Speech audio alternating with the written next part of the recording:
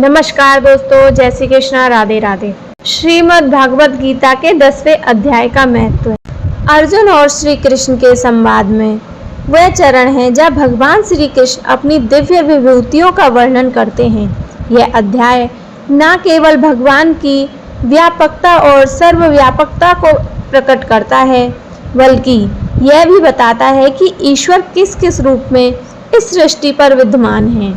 इस अध्याय का अध्ययन और स्मरण मनुष्यों को आध्यात्मिक मार्ग पर स्थिर करता है, ईश्वर में भक्ति को दृढ़ करता है और अहंकार को क्षीण करता है। प्राचीन समय की बात है, बहुत समय पहले की बात है। भारतवर्ष में एक प्राचीन प्रदेश में ऋषि वेदानंद नामक एक महान तपस्वी रहते थे। वे भगवत गीता के गहन ज्ञाता थे और प्रतिदिन 10वें अध्याय का पाठ करते थे। उनके शिष्यगण अनेक थे, परंतु एक शिष्य आनंद विशेष रूप से जिज्ञासु था। आनंद ने एक दिन ऋषि से पूछा, गुरुदेव, यह विभूति योग तो भगवान की शक्तियों का बखान है, परंतु इसका महत्व क्या है? क्या यह केवल ज्ञान के लिए है या इसमें कोई गहरा अनुभव भी छिपा है? महर्षि वेदानंद मुस्कुराए और बोले, बेटा, केवल पाठ करने से कुछ नहीं होता, इसे जीवन में अनुभव करना होता है।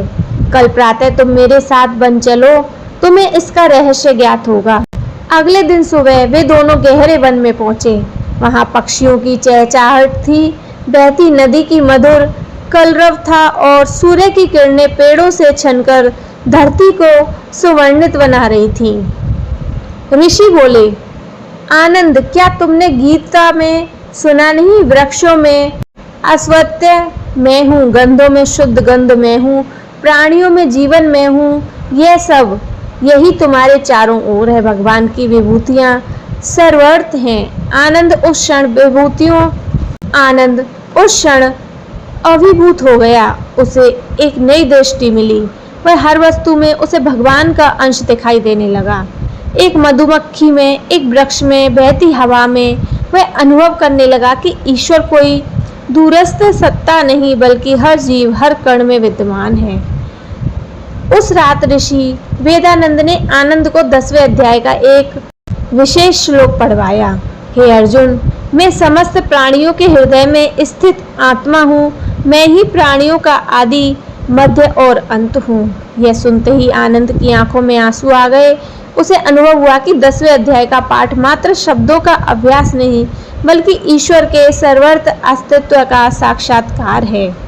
इस कथा से यह शिक्षा मिलती है कि 10वां अध्याय केवल भगवान की शक्तियों का बखान नहीं करता, बल्कि हमारे भीतर और बाहर व्याप्त उन चेतना की अनुभूति कराता है जिसे हम ईश्वर कहते हैं। जो व्यक्ति इस अध्याय का नियमित पाठ करता है, उसे विनम्रता आती है, दृष्टि बदलती है और वह संसार को भगवान के ही विस्तार के रूप में देखने लगता है। यह अध्याय हमें यह बोध कराता है कि हर श्रेष्ठ वस्तु में ईश्वर की झलक है और यह दृष्टि व्यक्ति के भीतर विनम्रता, आदरणीयता और आध्यात्मिक श्रद्धा उत्पन्न करती है। एक प्रेरक कहानी। एक मूढ़ राजा और संत। बहुत समय पहले एक राजा था। राजा प्रमथ, वह बलशाली और ज्ञानी तो था, परंतु उसे घोर अहंकार आ गया था। वह सोचता था कि उसका वैभव, बुद्धि और सत्ता उसकी अपनी शक्ति से है। एक दिन एक महान संत उसके दरवाजे पे आए और राजा से कहा, राजन, तुम्हारा वैभव कुछ नहीं, यह सब ईश्वर की विभूतियां हैं। राजा हंसकर बोला, ईश्वर? अगर वह है तो मुझे दिखाओ, मैंने उसे कभी देखा नहीं, यह सब मेरी मेहनत का फल है। संत मुस्कुराए और बोले, तुम्हें ईश्वर नहीं दिखते क्योंकि तुम्हारी दृष्टि में अहंकार है। आओ, मैं तुम्हें भगवत गीता का 10वां अध्याय सुनाता हूँ, तब तुम्हें भगवान की विभूतियाँ हर ओर दिखने लगेंगी। राजा ने उपहास किया, पर राजमहल में कथा का आयोजन कराया। संत ने प्रतिदिन एक एक श्लोक राजा को समझाकर पढ़ाया। जैसे जैसे अध्याय आगे बढ़ा, राजा मन का साफ होता गया। राजा का मन बदलने लगा। जब संत ने यह श्लोक पढ़ा कि हे अर्जुन, मैं समस्त प्राणियों में आत्मा के रूप में स्थित हूँ और मैं ही सभी का आदि, मध्य और अंत हूँ, राजा एकदम शांत हो गया। उसी क्षण उसकी आंखों से सामने एक चमत्कार हुआ। वह देख रहा था कि उसके आसपास के सारे लोग, पशु पक्षी, प्रकृति, सब में कोई अद्भुत चेतना जगमगा रही है। राजा के मन का अहंकार मल गया।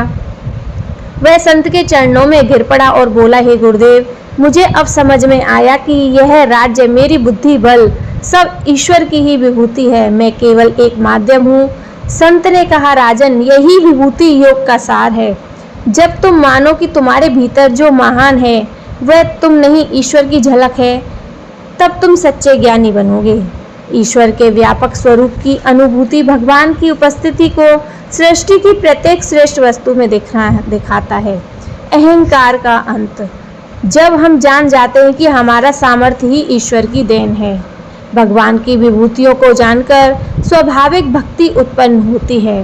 हर वस्तु, व्यक्ति को भगवान के अंश के रूप में देखना, ना ज्ञान का अभिमान, ना अज्ञान का भय, अब ईश्वर की उपस्थिति का अनुभव।